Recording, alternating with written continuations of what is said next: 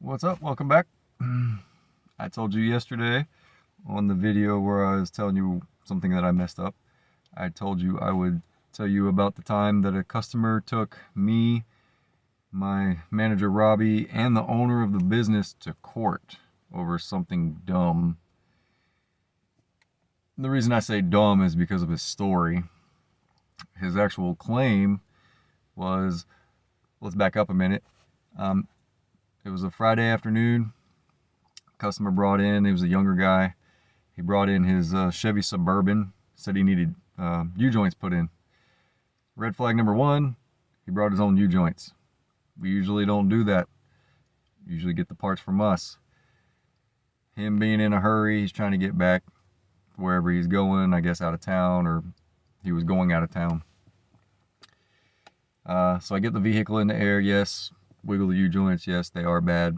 So get the drive shaft out, take the straps off.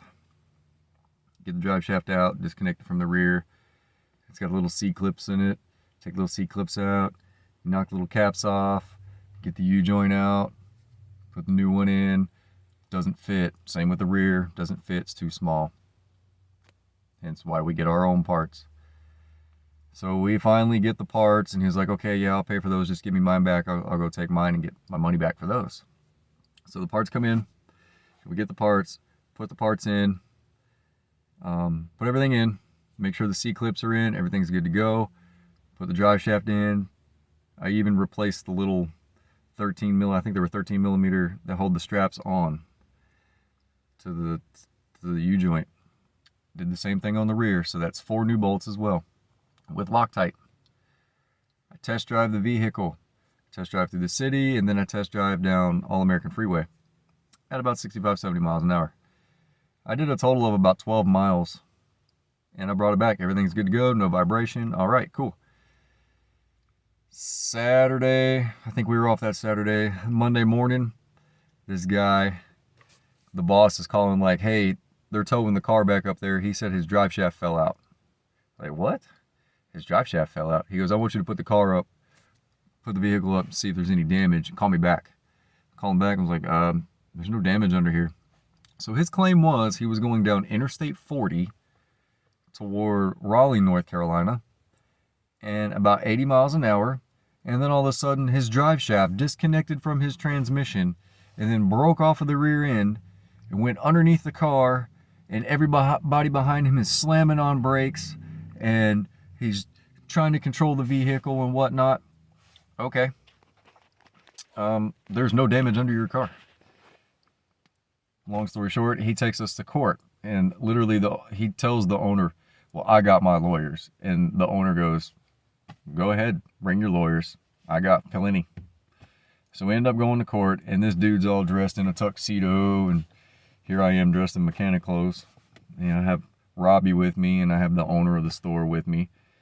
And this dude's story, I'm telling you, when he said that, the judge kind of looked at him and then looked at me, and he goes, Mr. Anthony, can that physically happen? I said, sir, if you're going down the interstate at 80 miles an hour and the drive shaft disconnects from the transmission and then breaks off of the rear end, miraculously doesn't hit anything on the way out, doesn't get run over, doesn't hit anybody behind him, and then he pulls over on the side of the road, you got like a 1 in a billion chance. It's not going to happen. I don't see it happening. It didn't fling around and hit underneath the car or anything. So we're like, okay, where's the pieces of the old drive shaft? Where is the old drive shaft? I don't know. I couldn't find it. So did you walk up and down the road, try to find it or anything like that? They said they had it towed to another mechanic. The mechanic's like, I didn't see any drive shaft. I didn't see any pieces of a drive shaft. None of it made any sense. And then he wanted us to pay for the drive shaft, the damage to his car. He wanted for us to pay the rental car, in which he actually kept an extra 2 days when he wasn't supposed to. And the judge was like, no, you're not getting anything. Your story makes no sense. Case dismissed. Like, come on. If you're seriously going down the road at 80 miles an hour and your drive shaft comes out, there's going to be damage. This, literally, there's nothing under the car. And he made it seem like it bounced around everywhere. So it miraculously came out from underneath the car. He didn't run it over. It didn't hit underneath the car. It didn't hit anybody behind him, and you can't find it on the side of the road.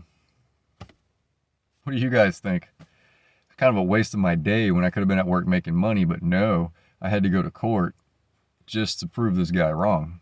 So, love you guys. See you on the next one.